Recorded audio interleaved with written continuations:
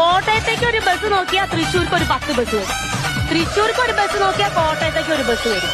അതൊക്കെ പ്രൈവറ്റ് ബസ്സുകാർ നമ്മളിതേ കൈ കാണിച്ച് ചേട്ടാ ഞാൻ ഒന്ന് കുളിച്ചേച്ച് വരാന്ന് പറഞ്ഞു കഴിഞ്ഞാൽ നമ്മളെ കുളിപ്പിച്ച് രക്തം മാറ്റിച്ച് മേക്കപ്പ് ചെയ്ത് നമ്മളെ ബസ്സിൽ കയറ്റി ഇഷ്ടമുള്ള പാട്ട് വെച്ചെന്ന് ഇഷ്ടമുള്ളടത്ത് ചെന്നാൽ അതുകൊണ്ടെന്താ അവർക്ക് വല്ല നഷ്ടമുണ്ടോ? ഇല്ല.